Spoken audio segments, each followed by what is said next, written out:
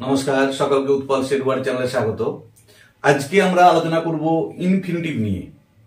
দেখো, ইনফিনিটিভ সম্পর্কে ডিটেইলসে জানার আগে আমাদেরকে একটা সাধারণ কনসেপশন, ইনফিনিটিভ সম্পর্কে একটা সাধারণ ধারণা তৈরি করতে হবে। সেটা আমি আগে বলে দিচ্ছি যে ইনফিনিটিভ হলো ভার্বের একটা রূপ, কিন্তু ভার্বের কাজ করে না। যে ভার্বের রূপ কিন্তু কাজটা ভার্বের করে না। এবার এটা কি ধরনের ভার্ব? এটা হচ্ছে নন ফাইনাইট ভার্ব। দেখো, আমরা অলরেডি আগের ভিডিওতে ফাইনাইট এবং নন ফাইনাইট ভার্ব নিয়ে ডিটেইলসে আলোচনা করেছি। যারা দেখোনি তাদের জন্য আমি ডেসক্রিপশন বক্সে আগের ভিডিওর লিংকটা দিয়ে দিয়েছি, তোমরা অবশ্যই তোমাদের সময় মতো দেখে নিও। তাও বলে দিচ্ছি একটু সংক্ষেপে যে নন ফাইনাইট ভার্ব কি। বাক্যের সাবজেক্টের নাম্বার এবং পার্সন পরিবর্তনের সাথে সাথে বা টেন্স পরিবর্তনের সাথে সাথে যে ভার্বের রূপের কোনো পরিবর্তন হয় না তাকে বলা হয় নন ফাইনাইট ভার্ব। প্রকৃতপক্ষে নন ফাইনাইট ভার্ব বাক্যের অর্থ সম্পূর্ণরূপে প্রকাশ করতে পারে না। বাক্যের অর্থ প্রকাশের ক্ষেত্রে এদিকে ফাইনাইট ভার্বের উপর ডিপেন্ড করতে হয়, সমাপিকা ক্রিয়ার উপর ডিপেন্ড করতে হয়। তাহলে প্রথম শিখলাম কি ইনফিনিটিভ হচ্ছে ভার্বের একটা রূপ, কিন্তু ভার্বের কাজ করে না। এটা মনে রাখতে হবে। কি ধরনের ভার্ব? না, নন ফাইনাইট ভার্ব। আমরা জানি নন ফাইনাইট ভার্ব তিন রকমের। একটা হচ্ছে জিরান্ড, একটা হচ্ছে পার্টিসিপল, আর একটা হচ্ছে ইনফিনিটিভ। আমরা অলরেডি জিরান্ড এবং পার্টিসিপলের উপর আলোচনা করেছি। সেই ভিডিওর লিংক আমি ডেসক্রিপশন বক্সে দিয়ে দিয়েছি, তোমরা দেখে নিও যারা দেখোনি। আর আজকের বিষয় হলো ইনফিনিটিভ। তাহলে দেখো, ইনফিনিটিভ সম্পর্কে যে বেসিক আইডিয়াটা কি, যে ইনফিনিটিভ হচ্ছে ভার্বের রূপ কিন্তু ভার্বের কাজ করবে না। দ্বিতীয়ত কি, এটা কি ধরনের ভার্ব? Non finite verb. আর নন ফাইনাইট ভার্ব কাকে বলে বললাম। নন ফাইনাইট ভার্ব তিন প্রকার, জিরান্ড, পার্টিসিপল, ইনফিনিটিভ। তাহলে এখন জানবো ইনফিনিটিভ কাকে বলে। না, ভার্বের আগে টু যোগ হয়ে, যে ভার্বের ওয়ান মানে ভার্বের প্রেজেন্ট ফর্ম, তার আগে টু যোগ হয়ে যখন সেটি নাউন বা অ্যাডজেক্টিভ বা অ্যাডভার্বের মতো কাজ করে তখন তাকে বলা হবে ইনফিনিটিভ। আবার বলছি, ভার্বের প্রেজেন্ট ফর্মের আগে টু যোগ হবে। যেমন ধরো, টু রিড, টু রান, এগুলো হচ্ছে ইনফিনিটিভ। যে তাহলে ভার্বের আগে টু যোগ হয়ে যখন সেটা নাউন, অ্যাডজেক্টিভ বা অ্যাডভার্বের মতো কাজ করবে তখন তাকে বলা হবে ইনফিনিটিভ। এবার যদি ইংরেজিতে বলি যে ইনফিনিটিভ হচ্ছে কি, infinitive is formed by adding to before verb may be expressed or understood. আবার বলছি, infinitive is formed by adding to before a verb may be expressed or understood. তাহলে ইনফিনিটিভ দু ধরনের। একটা হচ্ছে এক্সপ্রেসড ইনফিনিটিভ, মানে যেটাকে আমরা দেখে বুঝতে পারি, আর একটা হচ্ছে আন্ডারস্টুড, যেটা দেখে বুঝতে পারা যায় না কিন্তু আমাদেরকে বুঝে নিতে হয় যেটা ইনফিনিটিভ। আমি তোমাদের উদাহরণ দিয়ে দেখাচ্ছি যে এক্সপ্রেসড ইনফিনিটিভ কোনগুলো আর আন্ডারস্টুড ইনফিনিটিভ কোনগুলো, তাহলে ব্যাপারটা আরো ক্লিয়ার হয়ে যাবে। তারপরে আমি তোমাদের দেখাবো যে ইনফিনিটিভ তিন রকম ভাবে কাজ করে। কিসের কাজ করে? না, নাউনের কাজ করে, অ্যাডজেক্টিভের কাজ করে এবং অ্যাডভার্বের কাজ করে। যে বাক্যে কিভাবে ইনফিনিটিভ নাউন, অ্যাডজেক্টিভ এবং অ্যাডভার্বের কাজ করে সেটা আমি তোমাদের ডিটেইলসে দেখিয়ে দেবো। আমরা জানলাম ইনফিনিটিভ দু টাইপের হয়। একটা হচ্ছে এক্সপ্রেসড, খুব ভালো করে মনে রাখবে, যেটাকে বাক্যে দেখানো থাকে। আর একটা হচ্ছে কি না, আন্ডারস্টুড, যেটাকে তুমি বাক্যে দেখে বুঝতে পারবে না, যেটা ইনফিনিটিভ বলে, কিন্তু তুমি যখন অর্থটা করবে বাক্যটার তখন বুঝতে পারবে সেটা ইনফিনিটিভ বলে। যেমন ধরো, he went Agra to see the Taj Mahal. দেখো, এখানে ওয়েন্টটা হচ্ছে মেন ভার্ব। সে আগ্রা গিয়েছিল to see the Taj Mahal, Taj Mahal দেখতে। এখানে দেখো, সি ভার্বটার আগে টু যোগ হয়ে ইনফিনিটিভের কাজ করছে। একইভাবে হি ওয়াজ টু উইকস, এখানে ওয়াজটা ভার্ব, সে ছিল এতটাই দুর্বল টু ওয়াক, যে সে হাঁটতে পারে না। এখানে ওয়াক ভার্বটার আগে টু যোগ হয়ে ইনফিনিটিভের কাজ করছে। কিন্তু দেখো, এই যে দুটো সেন্টেন্স আছে, তাহলে এগুলো হচ্ছে কিন্তু এক্সপ্রেসড ইনফিনিটিভ, বাক্যে দেখেই আমরা বুঝতে পারছি। এবারে আন্ডারস্টুড ইনফিনিটিভ কিরকম দেখো, দে মেড হিম রান, তারা বাধ্য করেছিল তাকে দৌড়াতে। দেখো, actually they made him to run, টুটা এখানে উজ্জ্ব আছে। তাহলে যে ইনফিনিটিভটা উজ্জ্ব থাকে, যে বাক্যটাকে মানেটা করার পরে আমরা বুঝতে পারি যে ওটা ইনফিনিটিভের কাজ করছে, এটা actually they made him to run, এখানে টুটা উজ্জ্ব আছে, ইনফিনিটিভটা দেখে বুঝতে পারা যাচ্ছে না, তাই এটাকে বলা হবে আন্ডারস্টুড ইনফিনিটিভ। বা ধরো, আই স হিম গো, আমি তাকে যেতে দেখেছিলাম। দেখো, টু মানে তে আমরা জানি, তাহলে যাওয়া, গোটা হচ্ছে যাওয়া, তার আগে টু, এই টুটা এখানে উজ্জ আছে, দেওয়া নেই। আমাদেরকে অর্থ করার সময় বুঝতে হচ্ছে যে আমি তাকে যেতে দেখেছিলাম, টু গো, তাই এখানে এটা হলো ইনফিনিটিভ। তাহলে আমরা এখন জানলাম যে ইনফিনিটিভ দু টাইপের হয়, একটা হচ্ছে এক্সপ্রেসড ইনফিনিটিভ, একটা হচ্ছে আন্ডারস্টুড ইনফিনিটিভ। যে বাক্যে ইনফিনিটিভটা আমরা দেখতে পাই, বাক্যটাকে দেখলে আমরা বুঝতে পারি, সেগুলো হচ্ছে এক্সপ্রেসড ইনফিনিটিভ, সেই যার নাম হচ্ছে এক্সপ্রেসড, প্রকাশিত। আর আন্ডারস্টুড মানে যেটাকে দেখে বুঝতে পারবো না ইনফিনিটিভ বলে, আমরা অর্থটা করে বুঝতে পারবো, সেটাকে বলা হবে আন্ডারস্টুড ইনফিনিটিভ। তো আমি আগেই বলেছিলাম যে ইনফিনিটিভকে আমরা বাক্যে তিন রকম ভাবে ব্যবহার করি, নাউন, কখনো বা অ্যাডজেক্টিভ, কখনো বা অ্যাডভার্ব। এই তিন রকম ভাবে আমরা ইনফিনিটিভকে একটা বাক্যে ইউজ করে থাকি, বা ভার্বের আগে টু যোগ হয়ে ইনফিনিটিভ ভার্বের কাজ না করে নাউন, অ্যাডজেক্টিভ বা অ্যাডভার্বের কাজ করে। সহজ কথায় বলতে গেলে যে ভার্বের আগে টু যোগ হয়ে এই ইনফিনিটিভ হয় নাউনের কাজ করবে, না হলে অ্যাডজেক্টিভের কাজ করবে, না হলে অ্যাডভার্বের কাজ করবে। আমি আবার তোমাদের উদাহরণ দিয়ে দেখাবো যে কিভাবে নাউনের কাজ করছে ইনফিনিটিভ, বা কিভাবে অ্যাডজেক্টিভের কাজ করছে, বা কিভাবে অ্যাডভার্বের কাজ করছে। দেখো এখানে তো আমি দুটো উদাহরণ দিয়েছি। একটা কি, হি লাভস টু সিং, সে ভালোবাসে গান করতে। এখানে লাভসটা ভার্ব আর টু সিং এটা ইনফিনিটিভ।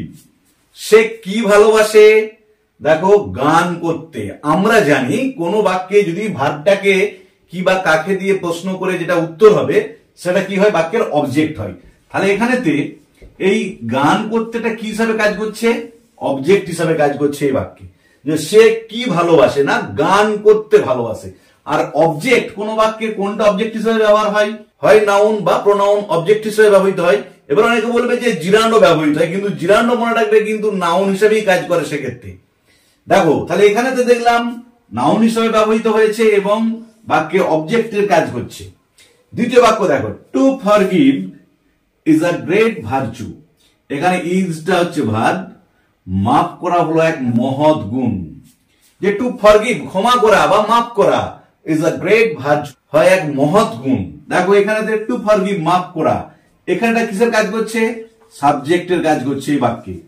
কোন পার্টস অফ স্পিচ সাবজেক্টের কাজ করে, না নাউন বা প্রোনাউন। তাহলে এখানে দেখো সাবজেক্টের কাজ করছে, সেহেতু টু ফরগিভ এই ইনফিনিটিভটা এখানে কিসের কাজ করছে, না নাউনের কাজ করছে। তাহলে আমরা দেখলাম ইনফিনিটিভ কখনো সাবজেক্ট হিসাবে কাজ করে, ইনফিনিটিভ কখনো অবজেক্ট হিসাবে কাজ করে। দু ক্ষেত্রেই কিন্তু সাবজেক্ট বা অবজেক্ট যাই হিসেবে কাজ করুন না কেন, সেক্ষেত্রে কিন্তু ইনফিনিটিভ তখন নাউনের কাজ করে। দেখো এখন দেখাবো যে ইনফিনিটিভ কিভাবে বাক্যে অ্যাডজেক্টিভ হিসাবে ব্যবহার হয়। যেহেতু বলেছিলাম ইনফিনিটিভ নাউন, অ্যাডজেক্টিভ বা অ্যাডভার্বের কাজ করে, এই বাক্য তিনটা আমি উদাহরণ দিয়েছি এখানে। এখানে আমরা দেখাবো যে ইনফিনিটিভ অ্যাডজেক্টিভের কাজ করছে। দেখো প্রথম বাক্যটা কি আছে, I have a house to sell. দেখো এখানে ইনফিনিটিভ কোনটা, না টু সেল, টু সেলটা। তার আগে জেনে নেবো অ্যাডজেক্টিভ কাকে বলে, না যে ওয়ার্ড দ্বারা নাউন বা প্রোনাউনের দোষ, গুণ, অবস্থা, সংখ্যা, পরিমাণ বোঝাবে তাকে বলা হবে অ্যাডজেক্টিভ। মানে actually to qualify or modify the noun. তাহলে এখানেতে দেখো বাড়িটার বর্ণনা দিচ্ছে যে আমার একটা বাড়ি আছে, কিরকম বাড়ি, টু সেল, বিক্রি করার মতো। বাড়িটাকে কোয়ালিফাই করছে এখানে।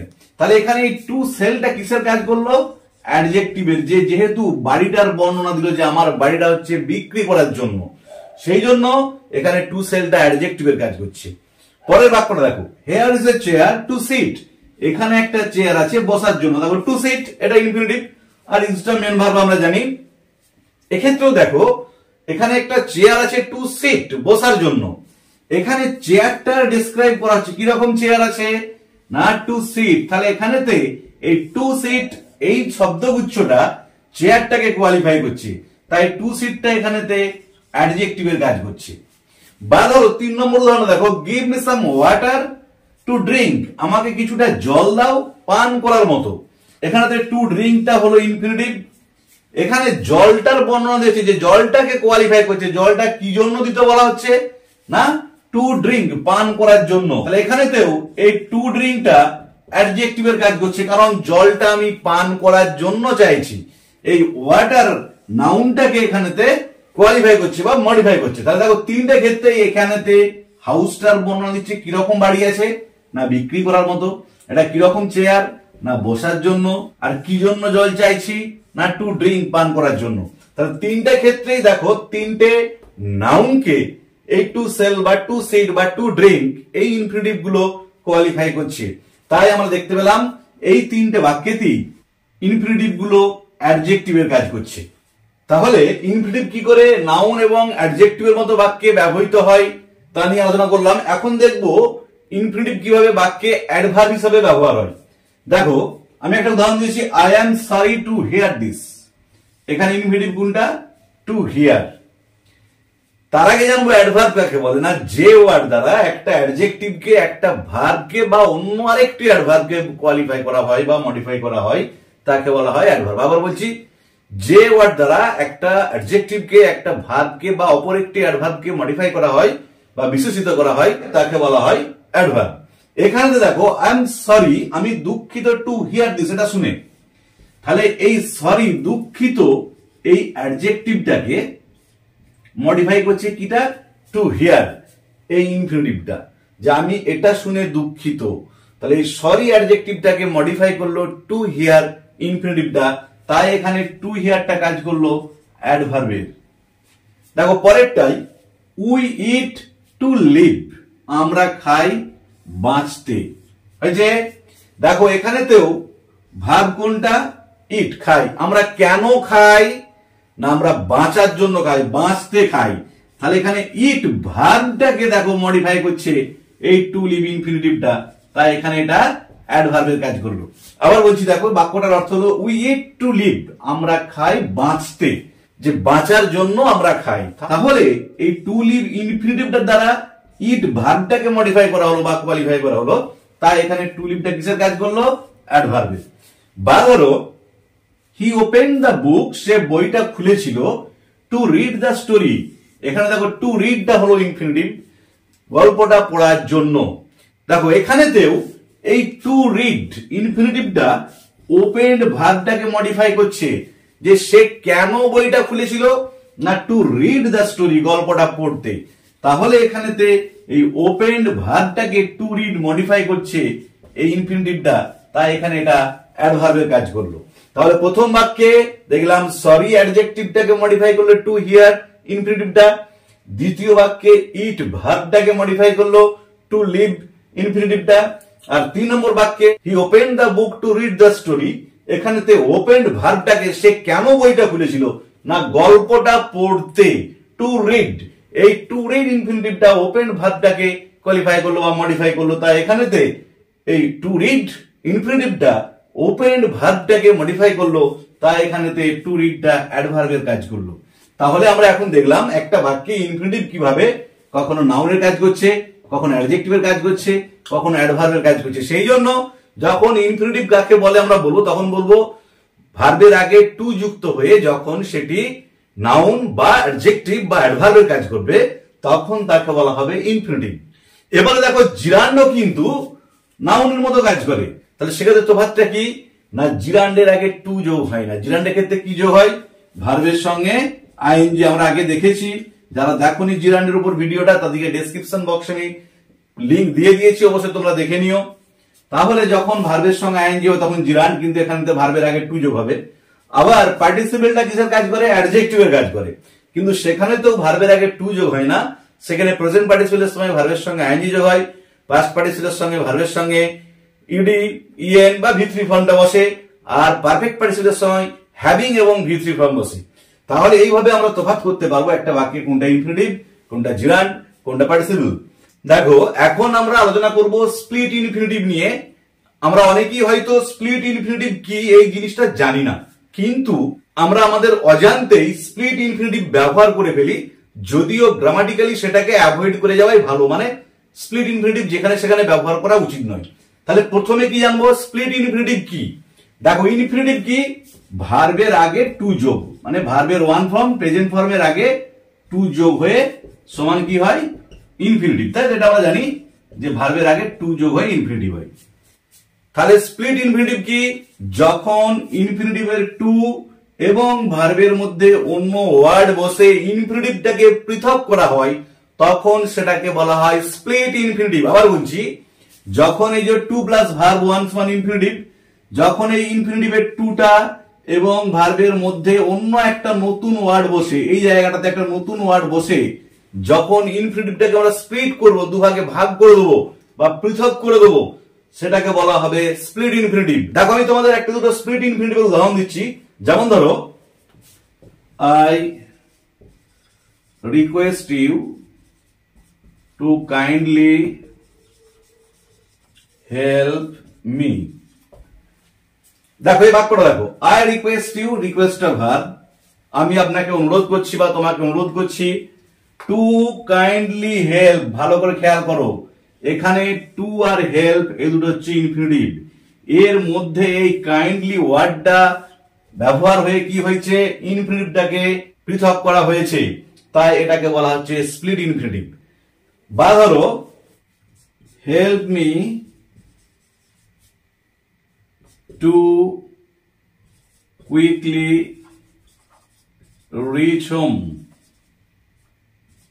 দেখো কি বললাম, হেল্প মি আমাকে সাহায্য করো, টু কুইকলি রিচ হোম দ্রুত বাড়ি পৌঁছাতে। দেখো এখানেতে টু আর রিচ এইটা হচ্ছে ইনফিনিটিভ, কিন্তু মাঝে এই কুইকলি ওয়ার্ডটা বসে ইনফিনিটিভটাকে স্প্লিট করেছে, পৃথক করেছে, তাই এটাকে বলা হচ্ছে স্প্লিট ইনফিনিটিভ।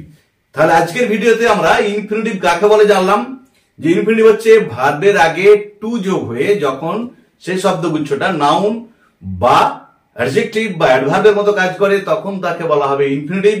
ইনফিনিটিভ দুটাই হতে পারে, একটা হচ্ছে আন্ডারস্টুড আর একটা হচ্ছে এক্সপ্রেসড। এক্সপ্রেসটা হচ্ছে আমরা সেন্টেন্সটাকে দেখেই বুঝতে পারবো, আর আন্ডারস্টুডটা হচ্ছে আমাদেরকে বাক্যটা পড়ে অর্থটা বুঝতে হবে। ইনফিনিটিভ তিন রকম ভাবে ব্যবহৃত হয়, নাউন, অ্যাডজেক্টিভ এবং অ্যাডভার্ব, আমি তোমাদের উদাহরণ দিয়ে দেখিয়ে দিয়েছি। আর স্প্লিট ইনফিনিটিভ কাকে বলে না, যখন ইনফিনিটিভের টু এবং ভার্বের মধ্যে অন্য একটা ওয়ার্ড বসে ইনফিনিটিভটাকে পৃথক করে দেয়, ভার্বের সঙ্গে টুটাকে পৃথক করে দেয়, সেটাকে বলা হয় স্প্লিট ইনফিনিটিভ। ভিডিওটি যদি ভালো লেগে থাকে অবশ্যই লাইক, শেয়ার, কমেন্ট করে জানাবে। আর যারা আজ আমার চ্যানেলটা প্রথম দেখছো বা চ্যানেলটা এখনো সাবস্ক্রাইব করোনি, তারা অবশ্যই আমার চ্যানেলটা সাবস্ক্রাইব করে পাশে থাকা বেল বাটনটা প্রেস করবে, যাতে পরের ভিডিওগুলো আপলোড করার সাথে সাথে তোমাদের কাছে নোটিফিকেশন পৌঁছে যায়। আর যারা finite verb, non finite verb বা জিরান্ড পার্টিসিপলের উপর ভিডিওগুলো দেখোনি, তাদের জন্য আমি বলছি, আমি ডেসক্রিপশন বক্সে সব ভিডিওর লিংক দিয়ে দিয়েছি, তোমরা অবশ্যই তোমাদের অবসর সময়ে দেখে নিও। ভালো থেকো, ধন্যবাদ, দেখা হবে পরের ভিডিওতে।